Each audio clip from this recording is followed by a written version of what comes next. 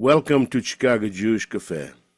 Today, our honored guest is a full professor of Jewish thought at the Hebrew University of Jerusalem, Benjamin Brown.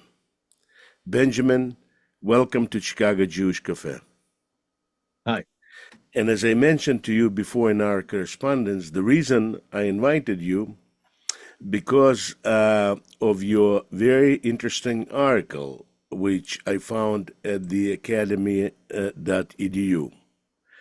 And the article's title is, it's in Hebrew, but we're doing it in English. It serves them right. The crisis of the humanities in the West. Benjamin, who do you mean by them? Humanities. Humanities? You mean Yes. people who read books or what? Who No, is them? the discipline itself. Or the discipline? And The discipline itself is responsible for its bad condition. mhm, the discipline. For me, it's a little bit too difficult to grasp the meaning of the word discipline in this context. So I'm Mhm. gonna. You need to excuse me. You know, I'm not a professor and I'm not in that area, but Mhm. I do have interest. So you mean students? Do you mean professors? Do you mean writers of books on a topic? Who do you mean by them? Yes, mainly I refer mainly to the academy. All the academia in the field of the various fields of humanities are responsible in various degrees. And this is when we speak about the academia, we mainly speak about professors, scholars, researchers, teachers, and the like. Mhm. And also other people create humanities in other modes of expression, writers, authors, and the like. But the people who actually are supposed to create, to build the humanities, built it, I believe, in a very one-sided way, and humanities that's supposed to be much more multifaceted loses as a result of that. Wow. You don't imply that there was some kind of a conspiracy, taking place. No, actually, the humanities and the social sciences of today are all nourished by what is called the critical theories. Critical theories are theories that teach us, try to convince us that many of the social phenomena that we see, including intellectual phenomena, are socially structured or culturally structured. So you don't need to have a deliberate, conscious cabal in order to create this condition. It's socially structured in a certain way.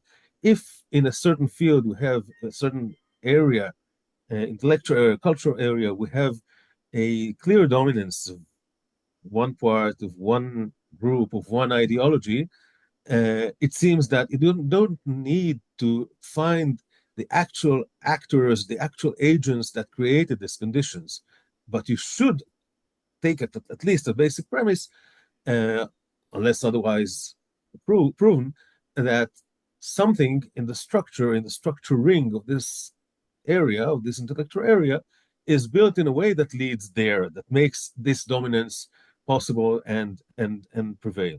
Mm. And what's seen in the humanities, what's seen in the academia on the whole, and I think it became much more relevant to the Americans and the American Jews in particular, in view of the last year, that we see the very actual predominance of the leftist wing in the academia and in every other field, in every other realm. Academicians themselves would say that it can't be a coincidence that a certain group or a certain tendency is prevailing, and they would seek the social and cultural structuring that made it until it comes to themselves, until it comes to their own region, to their own area, and there, or all of a sudden, these critical theories become silent.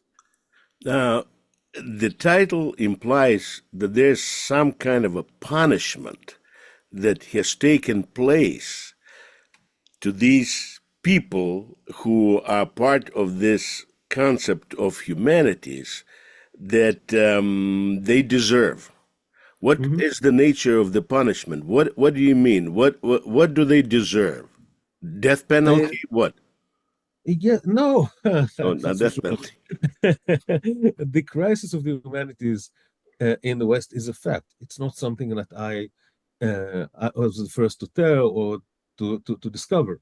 And the crisis of the humanities comes is clear in both, say, By the way, just 1 second, please. You have also there the qualification in the West. You right. mean that in the East, humanities don't exist, or if they do exist, they did not get screwed up?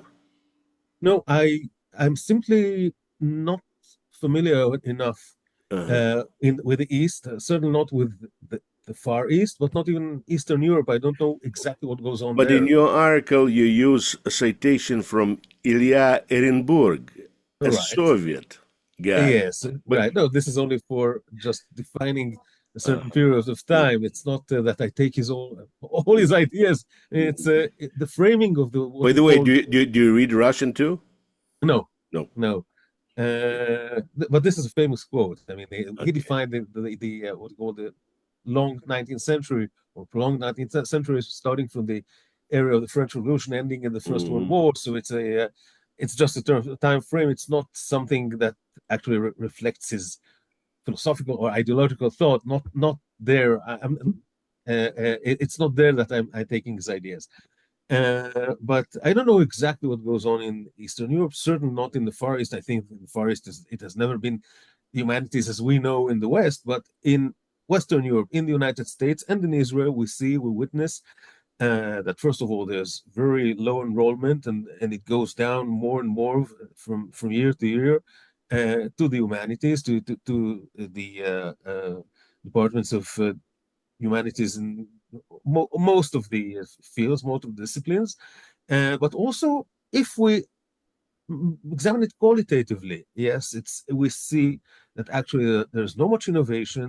They don't no longer intrigue the larger social thought. They don't really offer new ideas that go out of the box or the given box. And I spoke in the article a lot about this box. And therefore, they also lose their voice in the social. They are no longer as influential as they used to be. Neither philosophers nor authors, writers, uh, even authors of literature ballet, or how do you call it, belletristic authors, even yes, they don't influence the public, even the wider public arena. You only hear their voices, one war voice, but they lost influence because they no longer intrigue the social, the cultural thought, the cultural atmosphere.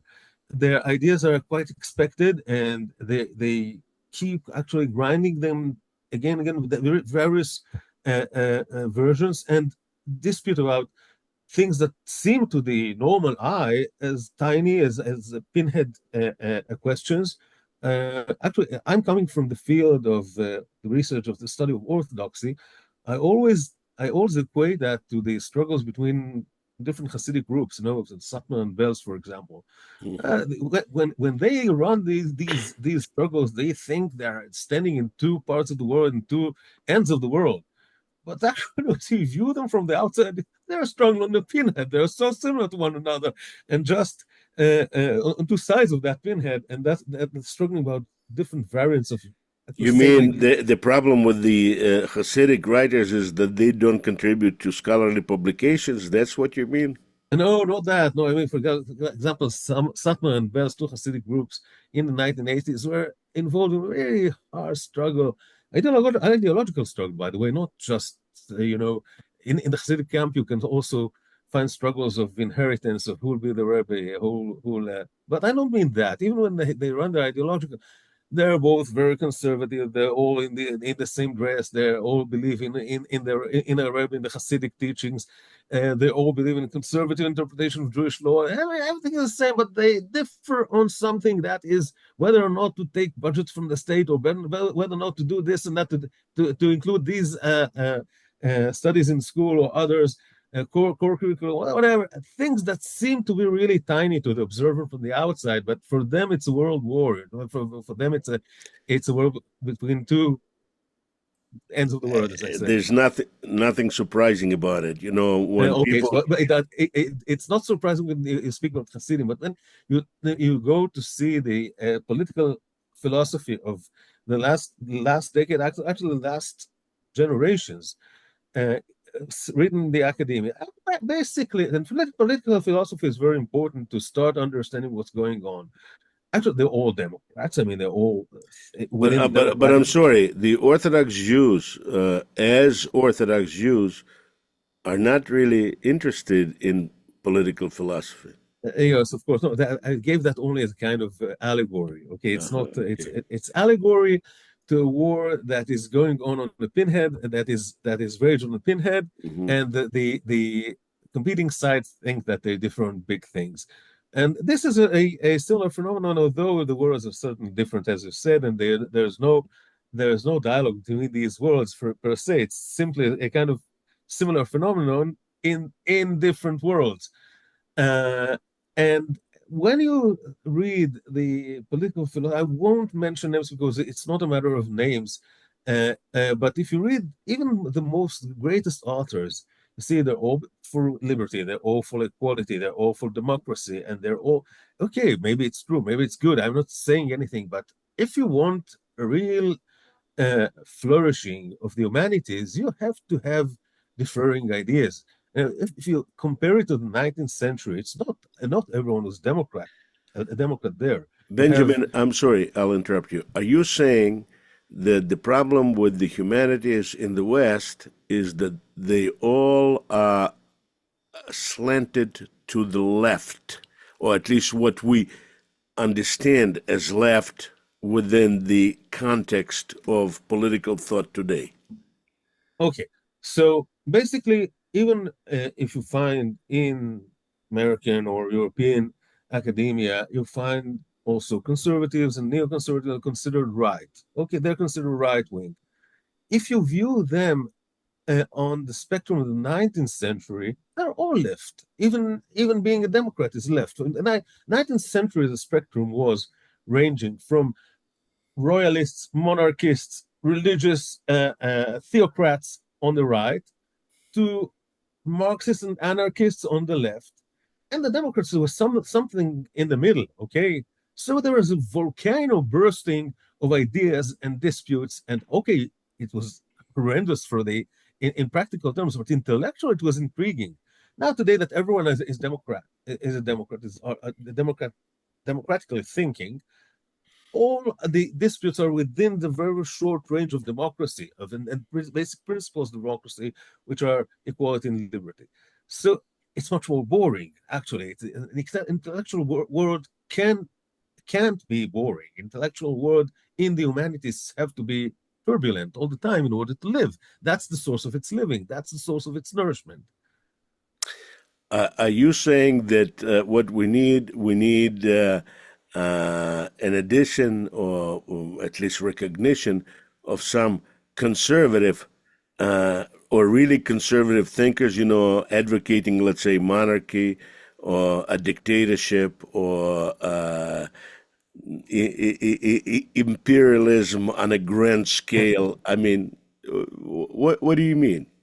Actually, if you're asking me, I would glad to see a little more radicals on the scene, but it's not that.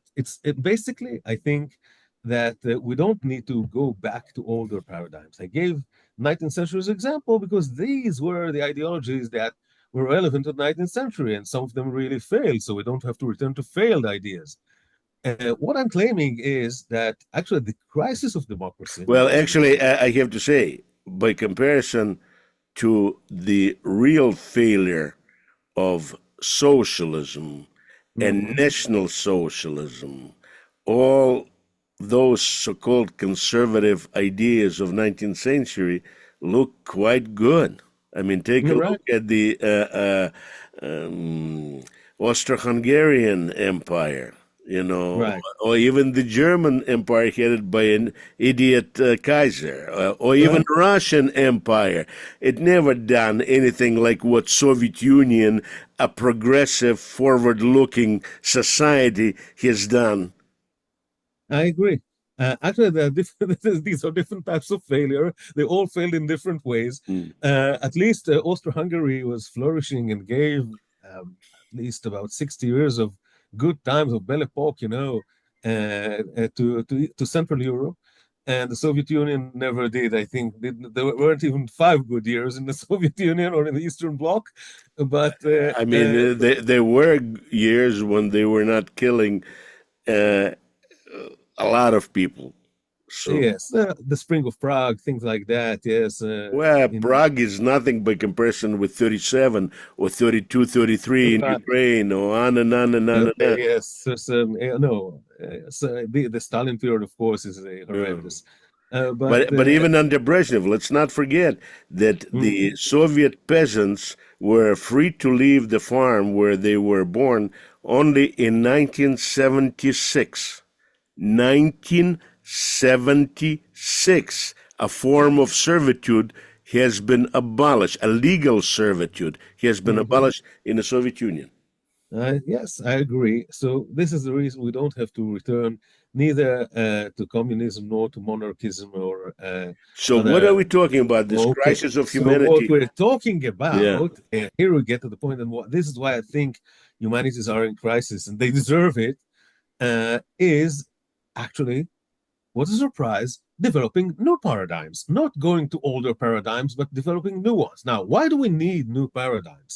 We need new paradigms because actually democracy is in crisis today. Now, if why democracy is in crisis today, for example, in Europe, the immigrants crisis is really something that threatens the very nature, the very character of Europe, Western Europe.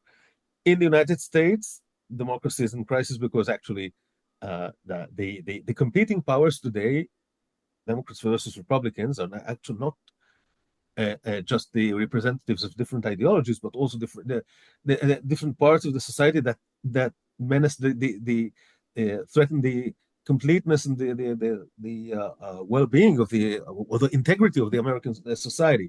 So in Israel, it's not better in any sense.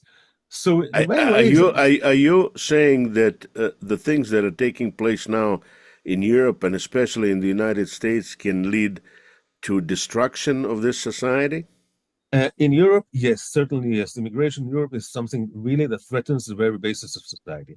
In America and Israel, the idea of deep state that the right wing, I think, rightfully accuses it for its over influence, uh, is something that we have to really take seriously. I mean, whether or not it exists, this deep state or not, certain parts of the society that believe that democratic elections don't really reflect the people, don't really reflect what people think. Now, we can either say that it's good. I mean, people are something that the people, the nation, the populace is not always intelligent. So we have to go to the wise people to decide for us. And deep state is actually the wise people. Or you have to say it's wrong, and then you have to find something else. And why was it created in a democracy that's supposed to represent the people? So something here went wrong. It's either in the West that actually the uh, the state sponsors, the state gives a kind of support to powers, to forces that undermine the very foundations of society itself, and there's no way to stop it. This is a crisis of democracy. And in the United States plus Israel, the feeling of lots of slices of the society that they're not represented, and whether or not they will win the elections, they won't really rule the country because there are other forces in the deep state that do that instead of them. This is a crisis of democracy.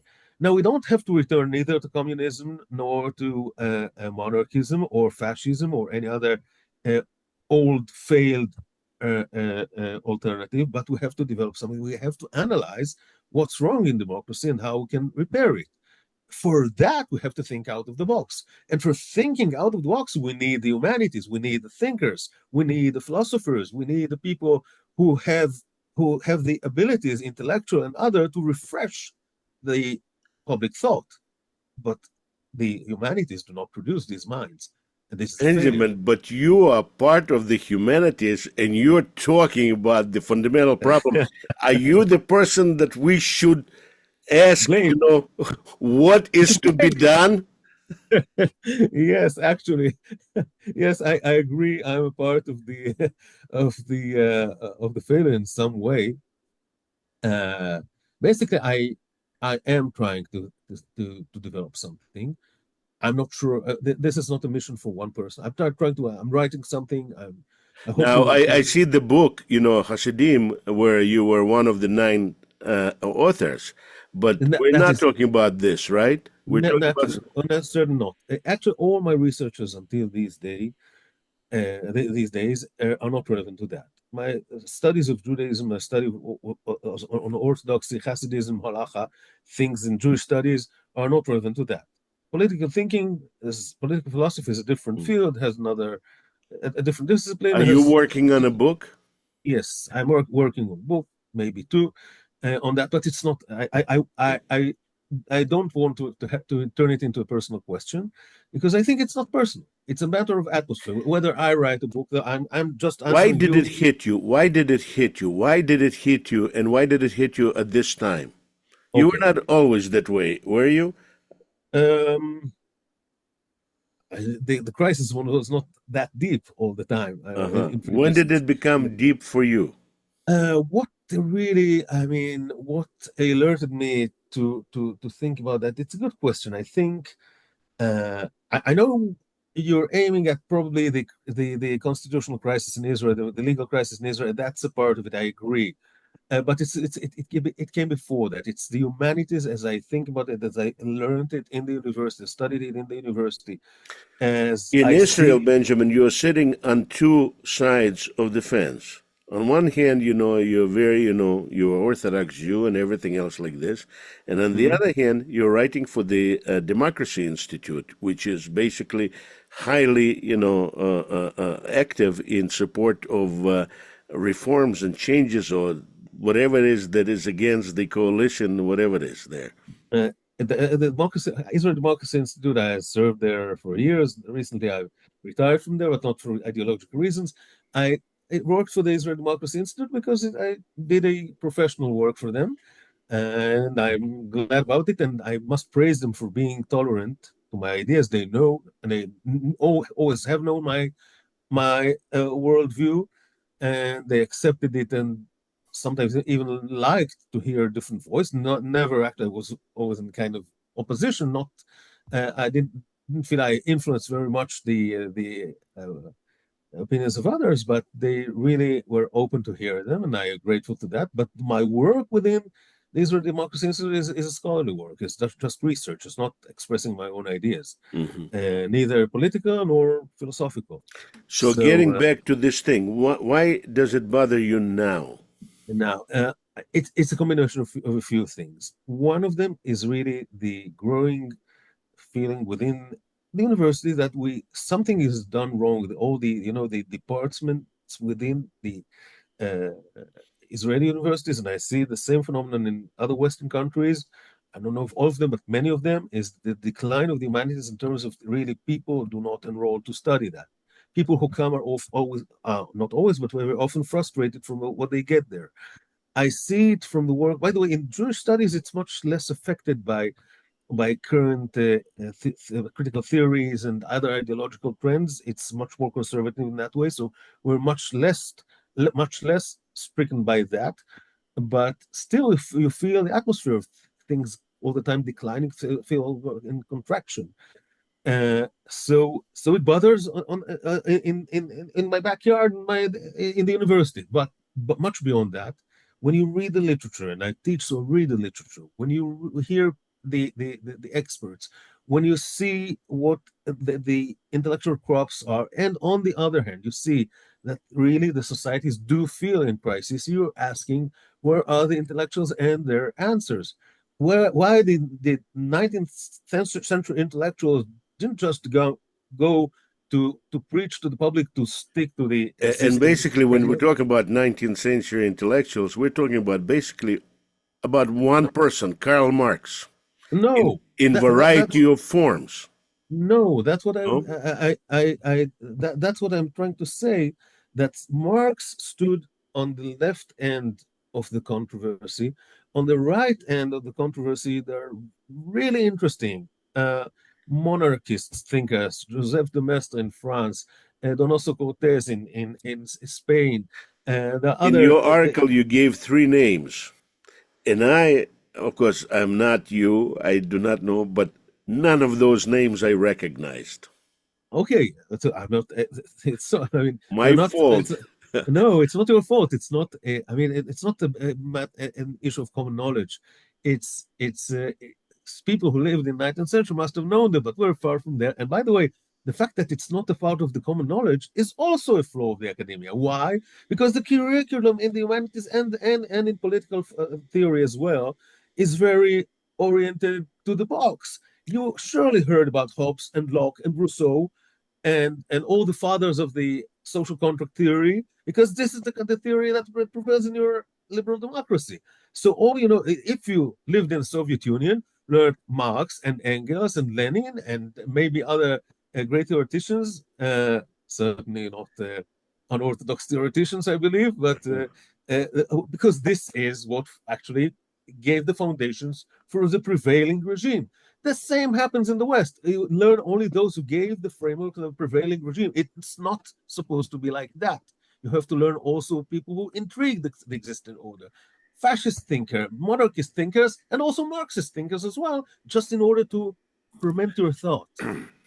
When you say fascist thinkers, you mean people before Hitler.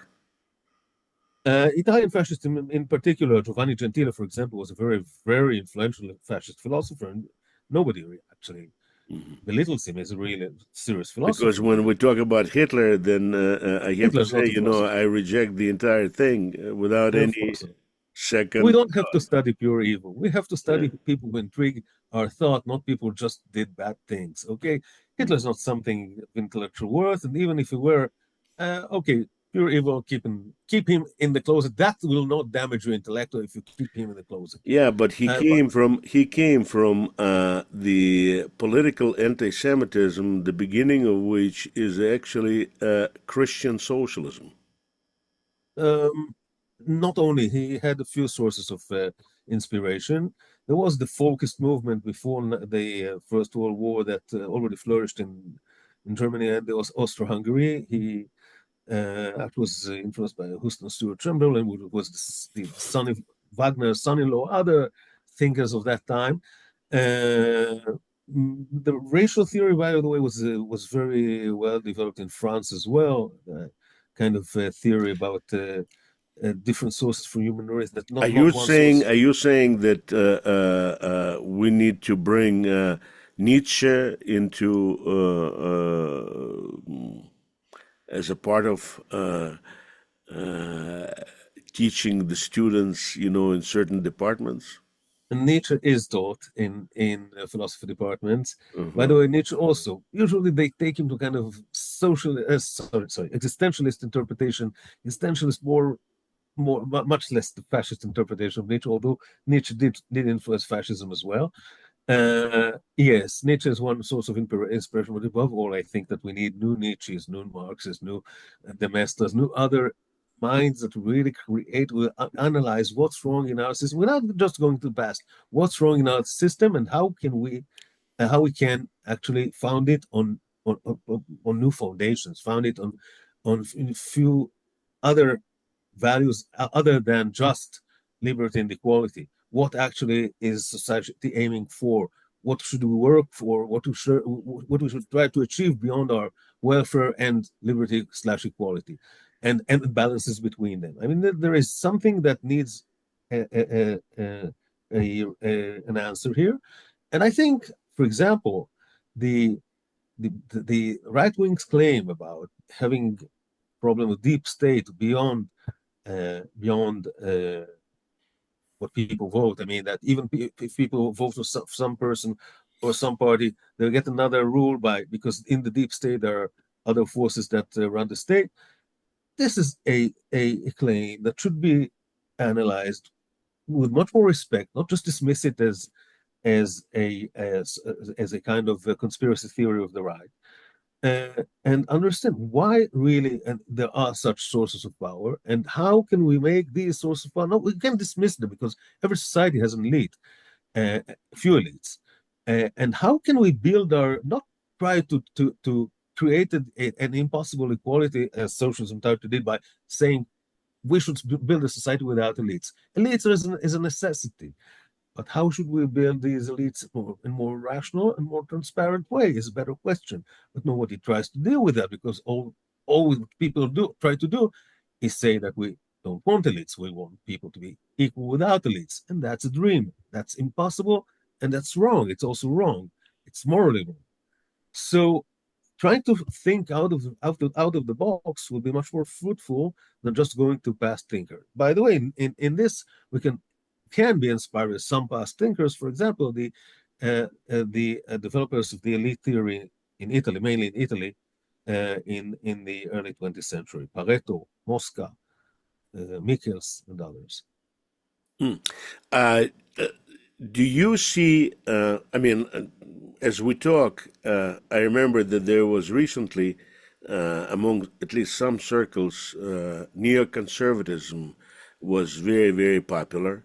And now those people who teach courses at universities see neoconservatism as just a part of the fascist ideologies that are propagated, by American whatever it is, including, of course, the Jews in Israel. I mean, they just dump everybody there in this thing. When they say neoconservatism, they mean most of the time mostly Jewish thinkers. Now, so my question to you is, do you see any buds of new um, approach to understanding of society that is acceptable to you? Yes, for example, the intellectual debate between right and left in the United States is between conservatives or neoconservatives as one variant of the conservatives versus uh, what now is called progressives. Uh, Progressive wokeist on the more radical side of the progressive. And once again, if you examine them, what is conservative in America? Conservative people are those who really pledge pledge their loyalty to thinkers like John Stuart Mill, to thinkers like Edmund Burke.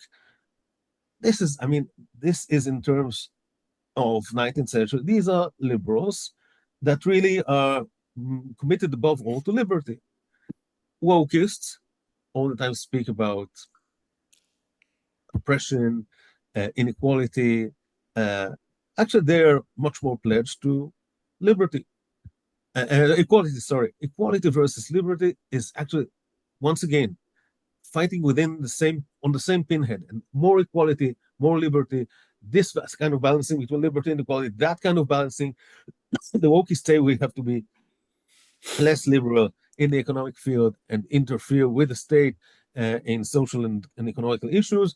The conservatives say no, we have to keep free market, and the wokeist, I mean, the more radical wokeist, we have to shut other people's mouths in order to avoid microaggressions and other forms of insults to minorities or to weakened social groups. While a conservative would say free speech above all, every speech is okay as long as people are not heard directly.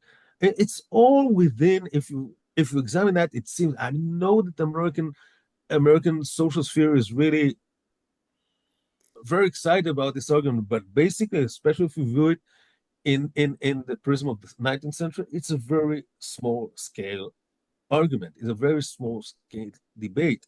It's still about balancing liberty versus equality within a democratic system.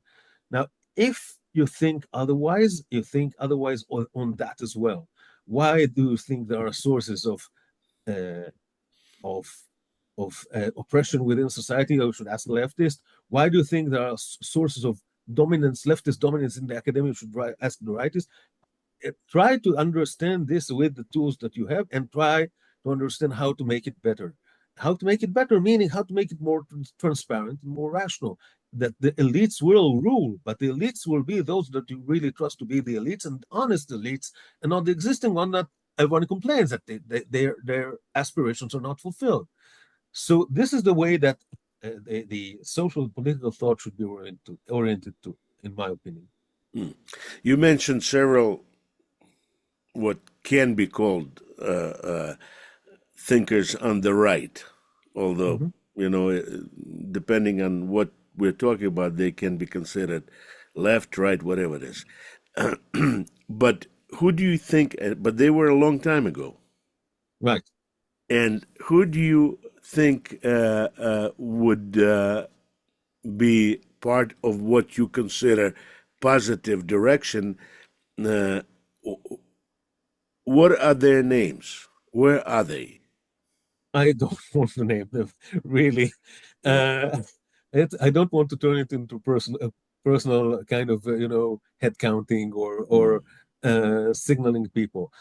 Uh, I think I think they actually are to be are people who are supposed to appear or are expected to appear in the next generation, because basically I think that the humanities, although they're in crisis and although they're kind of drying up, uh, they can't really just be dismissed and sent home to retirement. They are, after all, the source for new social thinking, which should inspire also the intellectual thinking beyond the social problems of the current Western societies. From political thinking, you go up to other fields of philosophy, other spheres of philosophy, and from philosophy, you go also to literature, to linguistics, to every other field of the humanities, and also the social sciences are inspired by that. So I do think there we can expect Be'ez Hashem, a renaissance of new thinking in the next generation once the crisis is so deep that there'll be only one way to get out of it, and that is to develop kind of alternatives. What we're seeking actually is alternatives, and they'll have to burst from somewhere, because if they don't burst from the current cultural elites, the academia, the press, the cultural art, taste, how to call it, taste designers, taste shapers, uh, from these power fields, they don't burst, they don't come up. They have to come up from somewhere else. We can't tell for now what's that other side, part of the world, part of the side from which it'll spring, but it'll have to spring up, because otherwise the crisis, the social crisis, and the other problems that we face, there won't be new ideas to cope with them, and we won't be able to cope with them, and mm. that's a disaster. We're This is not that very pessimistic. this is very interesting. You know, you do not want to name names. You know, Right. normally, you know, like if you would be a different type of a person, you know, and I'd ask, you know, on the left, they'll say Chomsky, Schmomsky, this and this and this and this and this. Um, why don't you want to name names? Are you afraid I'm going to report them to FBI? Oh no, no, no, because I don't want to turn it into a personal question, really, and also because what I said Uh, right now, are you the afraid for yourself? no, no, I don't want to turn the question into a personal question, because it's not a personal question. It's a principled question. No, And I do also not. I because do not mean it as a personal question. What I mean is this: it's Are not a there person, any any new? Are there any new thinkers, writers no, who not, can, you know, be listened to? I don't see them in the scene of the present. It can be John Smith or Jim Jones or Hmm. whatever, anonymous people who are not right now enrolled to first year of college, and that the next generation is probably the one that will develop it. In the current generation, I can't see serious names on whom I can build as the developers of a new direction. Not that I can see. Very interesting. In any case, before we finish, I want to ask you. about the topics that today's humanities must deal with first. What are the topics? What are the challenges that humanities must deal with? Okay, I will start once again, sorry, with political philosophy and then explain how it really actually echoes or is echoed or actually motivates all the other disciplines as well. Because political philosophy of today is based on liberty and equality, if you see, for example, the militaristic literature, it's all about liberty and equality and people's conflicts within themselves, within society, on their liberty and on their equality and oppression and things like that. Uh, and not only that, even But, if we but, deal but I with think that there's another question, a big one in political philosophy, and that is the nature of the state. right, it's a part of the same question Mhm. of what balance do what's the point of balance between liberty and equality? Once again, if more intervention, less intervention of the state is about the same thing. And by the way, it's not only economic interference; it's also in educational interference in other fields as well. But if, for example, if we go, for example, the Greeks, ancient Greeks, yes, for them, the main value was arete, virtue. Not exactly the same as virtue. It's a word, something in between virtue and excellence. Okay, it's not just moral virtue, virtue in the broad sense of the word. So if you go to the Greeks, for example, and speak about, and the Greeks speak about arete like heroism, wisdom, strength, beauty, things like that.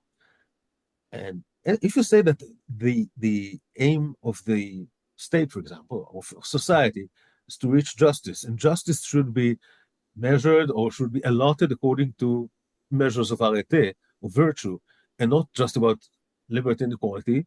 And if that also influences other parts of social thinking and intellectual thinking within society, you'll see other romances. You see that, for example, other novels, other issues dealt in the media, other issues dealt in other fields as well, in the arts. It will infiltrate in all fields of society, and ideas about arete and justice, not just about equality, but people. Aristotle's justice is give more to he who deserves more, gives less to him who deserves less. It's not about equality, there are more or less. According to arete, it will change the discourse altogether and will infiltrate to all spheres of creativity within the humanities and even outside the humanities. But I'm sorry, it's interesting that you jumped to Greek society, No, that was just an example. I think it's because okay. because the whole problem was the whole thing began at Enlightenment, also jumping toward Greek society. All right, but eventually they didn't really stick to the values of arete They said at or that time just the hell was Jews and Christianity and everything else. Let's talk right. about something real, The Greeks, like yes. Greece. That actually you see that they turned out other directions, not that of the Greeks. But this is one example. Maybe there are other values as well. But as soon as the social atmosphere, the political atmosphere of the society starts to deal with other values other than just liberty and equality. You can see that in every Hollywood film or Hollywood movie. About the hero and the heroine. Today, of course, the hero and the heroine the heroine has to be strong and the hero has to be gentle, and all the types of men and women has to be reshaped according to dogmas of the progressives. And actually in if the atmosphere changes and you don't speak about all the time trying to promote equalities or trying to promote liberty against the choking society or the choking tradition or things like that, but try to understand other problematics of human life and other values within your life that people want to achieve beyond liberty and Yeah, equality, yeah, then like community. right, like social solidarity, as you say, community, Yeah. like once again, excellence. Excellence trying to be better, not just trying to be equal or trying to get other people's equality. Things that really make society worth living. Uh, uh, yes, we all think that this globe is worth living because we have such a beauty of arts and achievements and philosophy and literature and things that to achieve in that. modern Western society, contemporary Western society, lost the impetus to gain new achievements, to make new breakthroughs. It lost that. You have to return to other forms of discourse in order to encourage different things other than just liberty and equality, other than just leave me to do what I want because that which means freedom, and leave me to be just as others do because that what means equality. I think in many terms, yes, we have to be inspired by past examples of values such as arte and excellence, and getting better in other fields rather than what is today called social justice. So I have to say that today, in talking in with you, we have heard a scream, a complaint, uh, but no But also, prescription. no, and also an optimistic expectation. No, Optimistic, without naming one name, without naming uh, one idea that we counterbalances the situation. I did give a few examples for values, just right now about, as I said, Go ahead, virtue. repeat it, please, because it missed my Yes, I ear. said virtue, arete, yes, which is virtue, excellence, justice, not in terms of social justice, but in terms of really building rationally our inequalities. But Uh, virtues exist Virtue is excellency in justice some sense. in almost any society. No, the excellency in this in what actually we mean by what the Greeks mean by excellency is getting more out of you, trying to achieve new things, to get yourself better in fields like, once again, starting from wisdom, ending with sports, and all what is in the middle, creativity, beauty, whatever in the middle, trying to get better, trying to get more abilities out of people. Yes, things like that are things that we in a certain way lost, and these are things that we can put as values competing with liberty and equality.